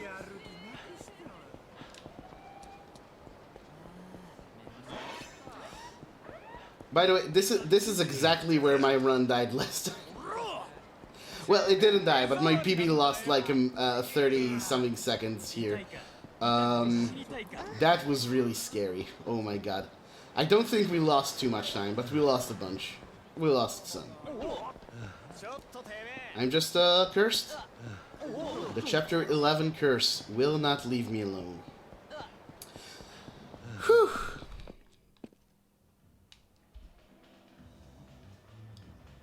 What's my delay? I don't know. I don't think there's a delay. I actually think we're on a pretty good pace. But I don't want to jinx it. Even though, honestly, we might not be after that. Like, this is a pretty volatile run. Like, some bad luck like that can definitely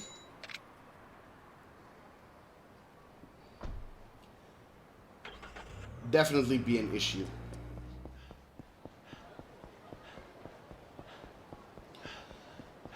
Okay, so at any rate, what happened there? Now that I have recovered from that Majima trauma, is Shinmei apparently did not have a Shangri-La pass for us. She lied. She wanted us to get her the passport, and she apologized.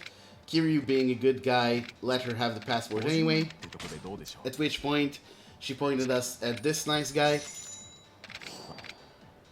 who was willing to give us his Shangri-La pass for 300,000 yen. And that is the end of our money route. That is all the money we will actually have to spend over the course of this run.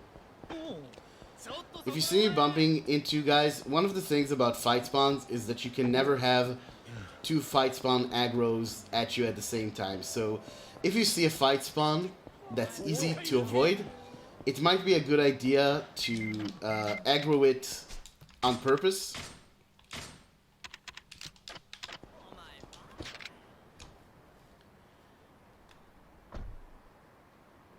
And use it to bypass the other one.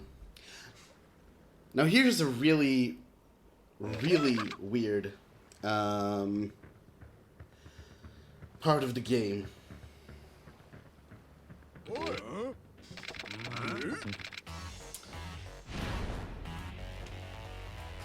So, for some reason, we get this spear fight that's not in the original Yakuza. No, no, no, no, no, stop it. Oh god, Majima, you think you're helping, but you're really not.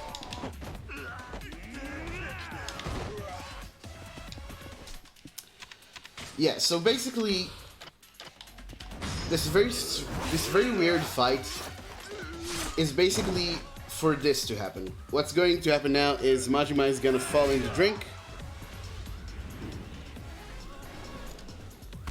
Like so. And Kiryu's just cold as ice about this. He's just like, oh, Majima got shot. Anyway, I should probably go back to Kamurocho. And my theory is that the reason for this is that Majima appears with a bandage over his stomach in one of the next cutscenes. And in the original, it made sense, because we didn't actually see him since Chapter 5, where he actually got stabbed.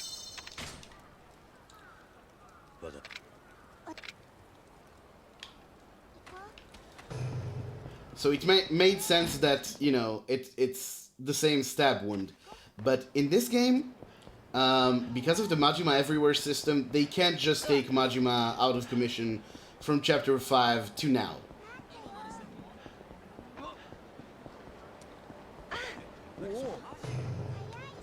Alright, I already see a fight spawn. Haruka, come here.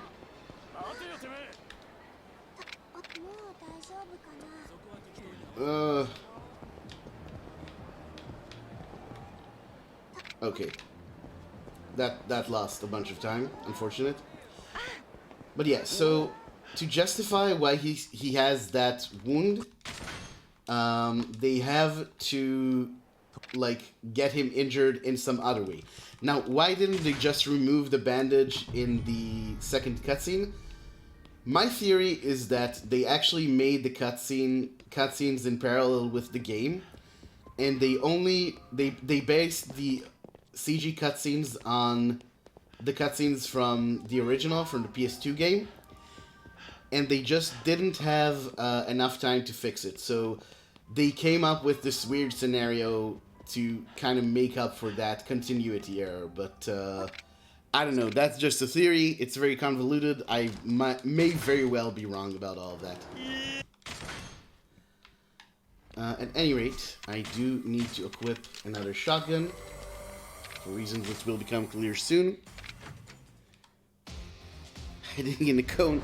Oh yeah, there is, Majima Everywhere does have its flaws. At any rate, so what I did there was shoot those guys, not because I actually needed to, but because I needed some heat. And actually I need more heat.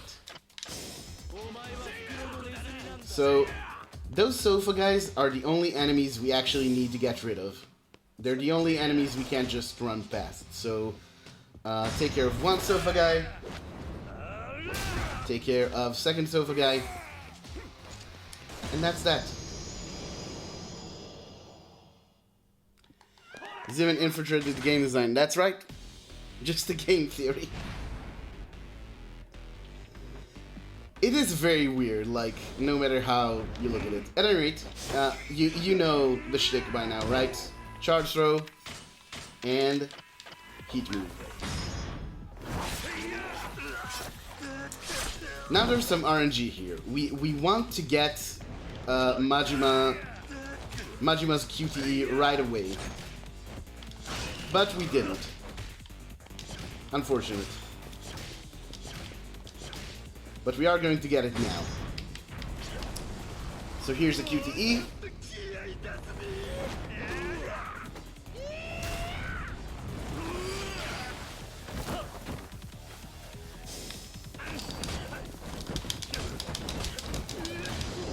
And there you go. That's the end of Manjima. So if the QTE happens first, then he does his Kiwami downstairs. And then you can just one-shot him while he's completely idle. So you do lose a bunch of time for that bad RNG, but what can you do? So this one was just shot. Yep.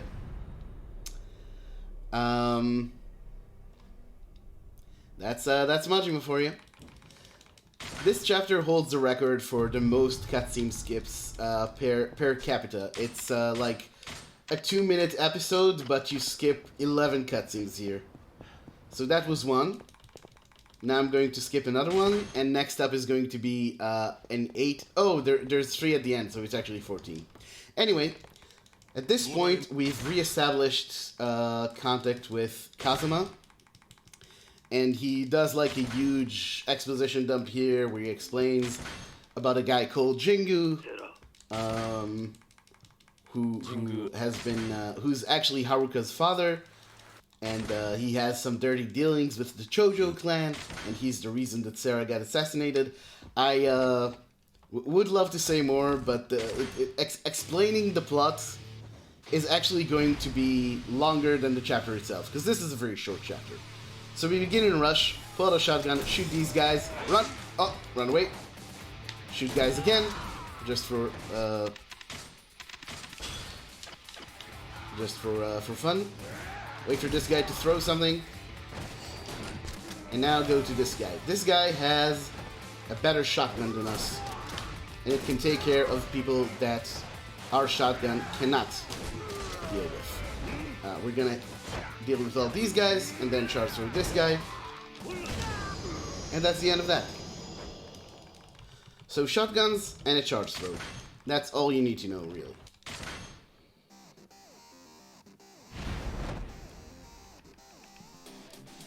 And here he is, the man, the legend, Shimano, here with a bunch of his friends. And having dealt with all of them, we are going to deal with him the way we always deal with Shimano, with a charge throw and a knife. And that's that.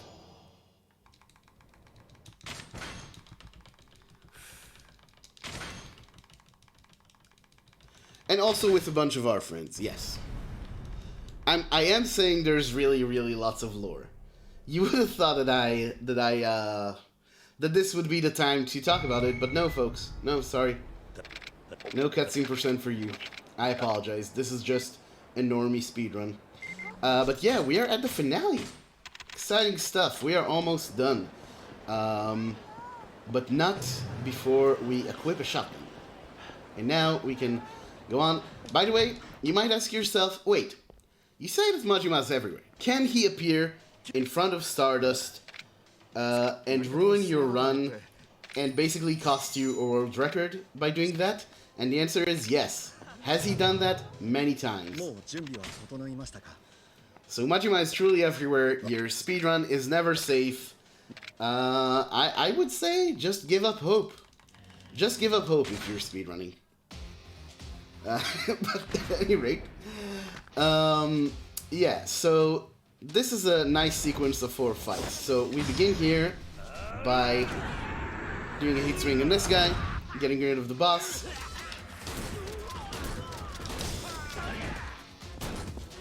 Whew. And then spinning around and shooting guys. This time, however, the guys are going to just line up for me, so I don't even need to spin around. Just shoot them all, use the fact that it staggers the boss to grab him and charge throw him. Do the same thing again. Third fight, just like the second fight. And charge throw. Cutscene percent would be about 18 hours, yes. No thank you. I like you, Chad, but I don't like you that much. And this fight, actually a lot like the first fight. Use this guy, heat swing, get rid of boss guy. Get rid of gun guy first. And yeah, that's exactly all of our shotgun rounds. Very, very nice. I also, it has a very nice structure to it, that sequence of fights, because the first and the fourth fights are essentially the same, and the second and third are essentially the same, so it is quite cool. I really hope that fights one doesn't see me. Okay, cool.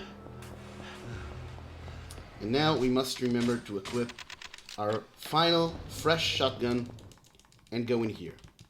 And this begins the second set piece of the game, of the finale, essentially. So walk a bit to the left, otherwise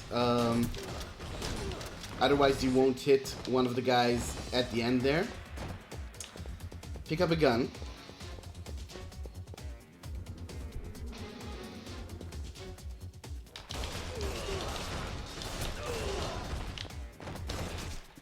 And now that we're done with that, we can use the rest of our gun.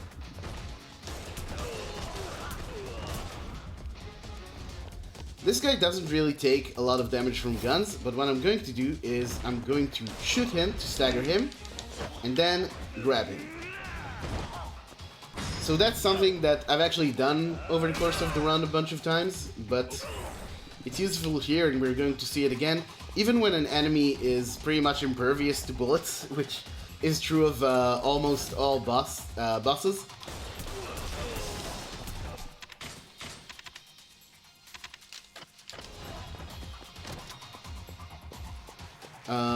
Yeah, which is true of almost all bosses. You still can use the fact that it staggers him to your advantage. Oh no, what am I doing? I already picked out the gun, the shotgun. Oh no, this is really bad actually. Alright. That's gonna lose us some time. Alright, we're fine, we're fine.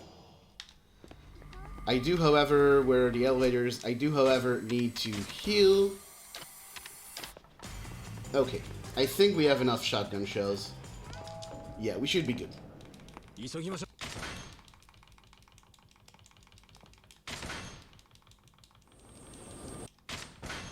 Yeah, all cutscenes is usually not a real category, but tower should honestly be closed. Yeah, you'd think they would like try to do something else with the tower at this point, but I guess it's just like Crystal Lake. Like you don't want to let the terrorists win, so to speak.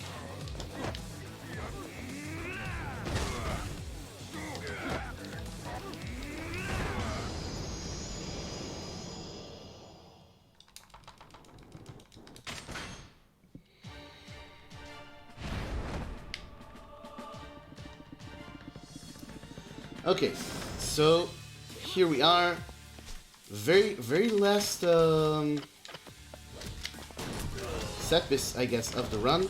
I'm gonna use my shotgun on these guys, then normal gun on these fine fellas.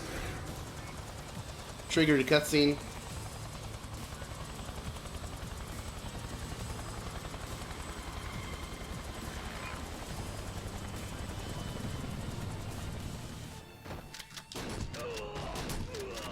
Still have 2 shotgun shells. We're going to use that to our advantage. We'll pick up some health items from here for safety, even though I don't really need that. And shooting that guy from afar teleports us all the way here. Now we're going to need the spicy knife again, and we're going to use rush for a bit.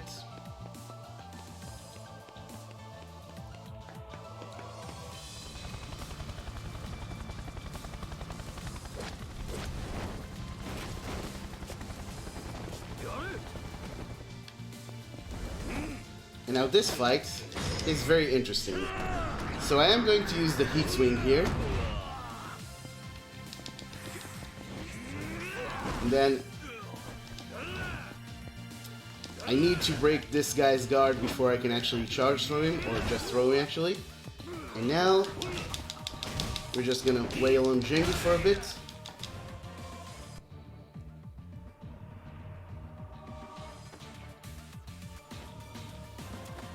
And now when these guys get revived, I'm going to actually do the same thing again.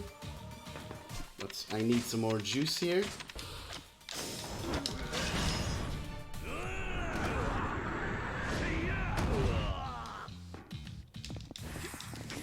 Same deal.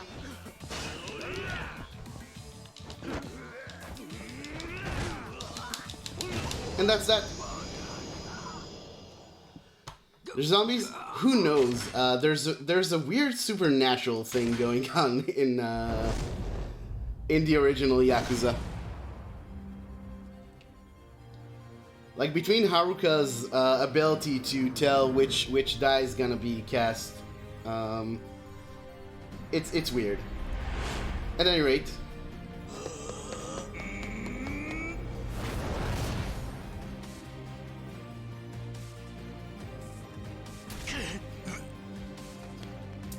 So, no news here. I am going to charge throw Nishiki. And then use the knife heat move. But now some different things are going to happen. First of all, again, gonna stomp this man a bit just to make him wake up earlier. And we really don't want Nishiki to use his Kiwami. So we need to have some well-timed headbutts here. So this skips a phase. We are coming up on time, by the way. It's going to be very soon, so keep your finger on the trigger.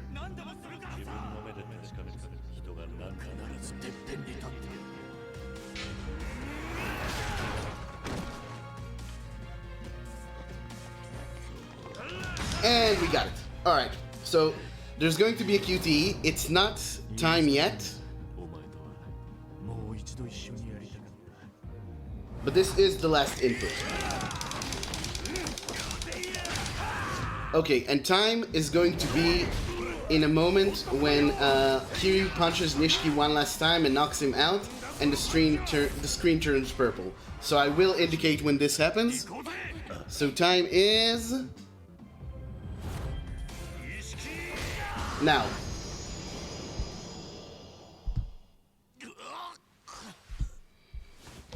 What was my final time?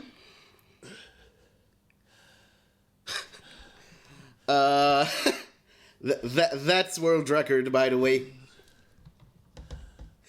That's world record by a minute and a second.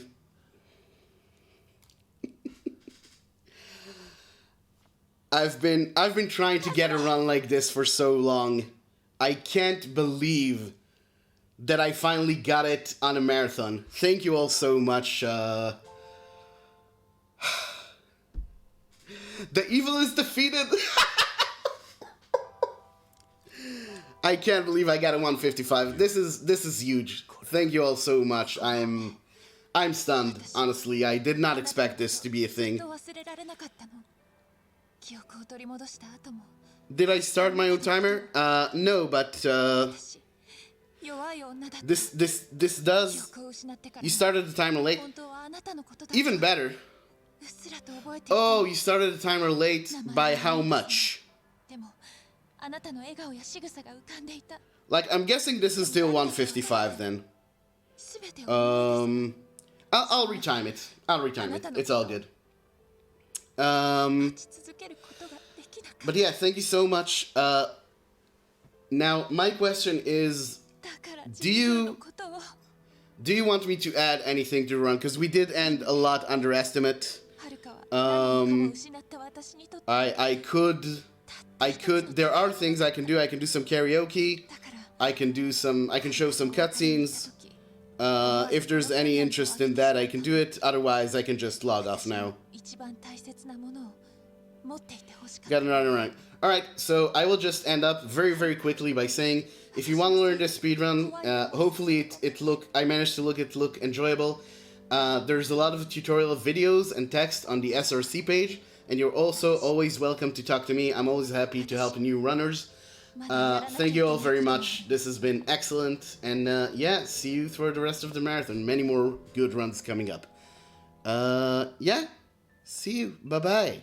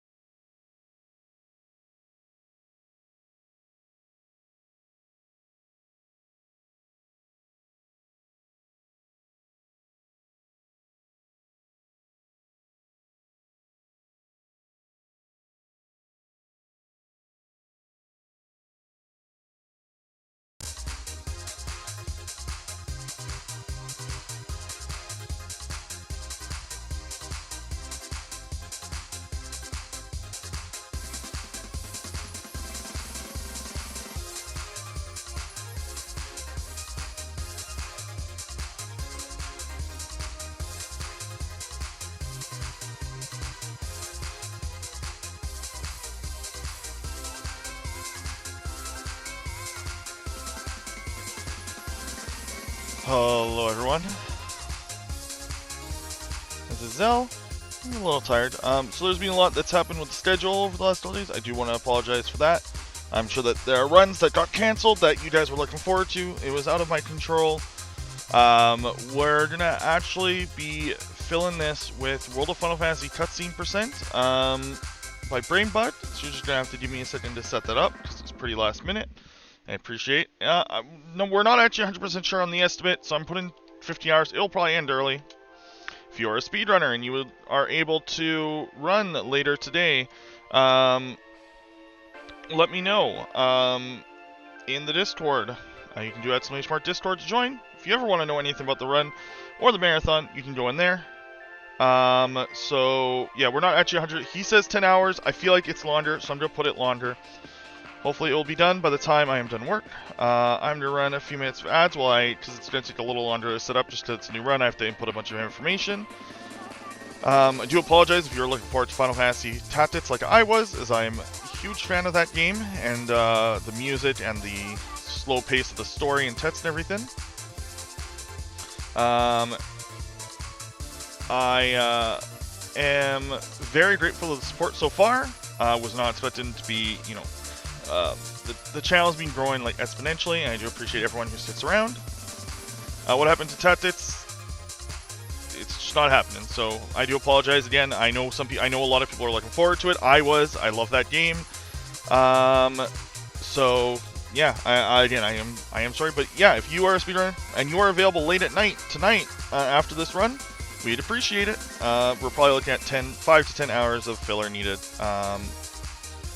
If I didn't work today, I would have just filled this 20-hour gap with Final Fantasy 14, since it seems a lot of people on this channel love Final Fantasy 14, but unfortunately I do have to work in about 3 hours, and I actually ended work early yesterday because I wasn't feeling very well, but I'm feeling a little better today. Again, I just want to say thank you to everyone for all the support. It's been huge this time around. I would like to point out a couple things, just a little stuff, cool stuff. So Calithon is happening. Really Lonathon is helping put the event on, like tech-wise, in the background. We're helping with the tech side a little bit. I helped put together the schedule for Calithon. It's really good. It's probably one of the best speedrun marathons I've ever seen schedule-wise. It's 4 very strong days of runs.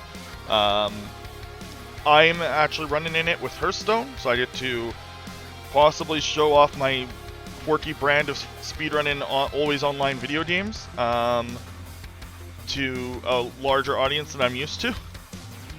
And so I'd really appreciate if you guys, for whatever reason, if you have extra money and you'd like to donate, please save it for that run, or for that marathon. If any of the runs that weekend on Really Lonathon don't interest you, you could go watch Stand Strong.